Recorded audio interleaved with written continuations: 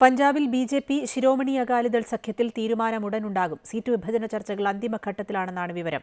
സംസ്ഥാനത്തെ 13 ലോക്സഭാ സീറ്റുകളിൽ 5 എണ്ണം വേണമെന്ന നിലപാടിലാണ് ബി.ജെ.പി.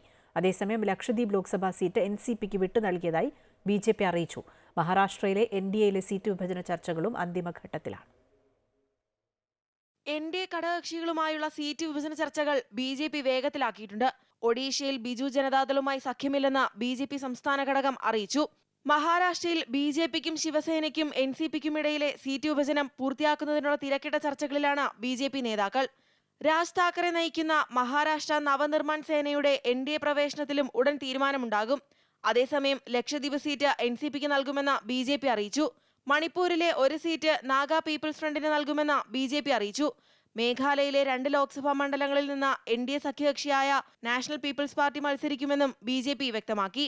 നാഗാലാൻഡിലെ ഏക ലോക്സഭാ സീറ്റിൽ നാഷണലിസ്റ്റ് ഡെമോക്രാറ്റിക് പീപ്പിൾസ് പാർട്ടിയാകും ബി.ജെ.പി. പിന്തുണയോടെ മത്സരിക്കുക.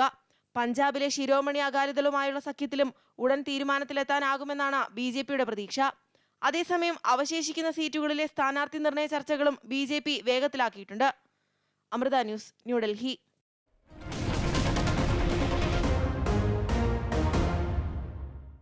ഹിമാചൽ പ്രദേശിൽ രാജ്യസഭാ തെരഞ്ഞെടുപ്പിൽ കൂറുമാറി വോട്ട് ചെയ്തതിനെ തുടർന്ന് അയോഗ്യരാക്കപ്പെട്ട 6 കോൺഗ്രസ് എം.എൽ.എമാർ ബി.ജെ.പിയിൽ ചേർന്നു.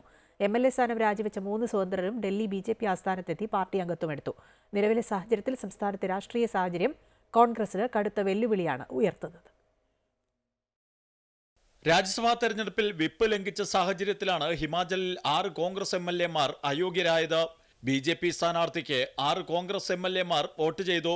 3 സ്വതന്ത്രാംഗങ്ങളും ബി.ജെ.പി. സ്ഥാനാർത്ഥിക്കാണ് വോട്ട് ചെയ്തത്. രാജ്യസഭാ തെരഞ്ഞെടുപ്പിൽ കോൺഗ്രസ് ബി.ജെ.പി. സ്ഥാനാർത്ഥികൾക്ക് 34 വോട്ട് വീതം ലഭിച്ചതോടെ നറുക്കെടുപ്പിലാണ് ബി.ജെ.പി. സ്ഥാനാർത്ഥി വിജയം നേടിയത്. അയോഗ്യരാക്കപ്പെട്ട 6 കോൺഗ്രസ് വിമതരും ബി.ജെ.പിയിൽ അംഗത്വമെടുത്തു. ഹിമാചലിൽ നിന്നുള്ള കേന്ദ്രമന്ത്രി അനുരാഗ് ഠാക്കൂറും മുൻ മുഖ്യമന്ത്രി ജയറാം ഠാക്കൂറും ചേർന്ന് ബി.ജെ.പി. അംഗത്വം നൽകി. അയോഗ്യരാക്കപ്പെട്ട കോൺഗ്രസ് എം.എൽ.എമാരെ കൂടാതെ 3 സ്വതന്ത്രരും എം.എൽ.എ സ്ഥാനം രാജിവെക്കുകയും ബി.ജെ.പിയിൽ അംഗത്വമെടുക്കുകയും ചെയ്തു.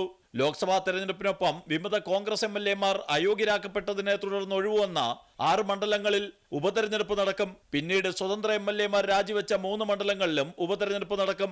ഇതിൽ ഒരു സീറ്റിലെങ്കിലും തോറ്റാൽ കോൺഗ്രസ് സർക്കാരിന് സഭയിൽ ഭൂരിപക്ഷം നഷ്ടമാകും. അതിനാൽ ഉപതെരഞ്ഞെടുപ്പ് കോൺഗ്രസിനും സുഖ്വീന്ദർ സിംഗ് സുഖു സർക്കാരിനും ഏറെ നിർണായകമാണ്. കോൺഗ്രസിൽ പി.സി.സി. അധ്യക്ഷ പ്രതിഭാ സിംഗ്, മന്ത്രിയും പ്രതിഭാ സിംഗിന്റെ മകനുമായ വിക്രമാദിത്യ സിംഗ് എന്നിവർ നേതൃത്വവുമായി ഇടഞ്ഞു നിൽക്കുകയാണ്. അമൃത ന്യൂസ്, ന്യൂഡൽഹി.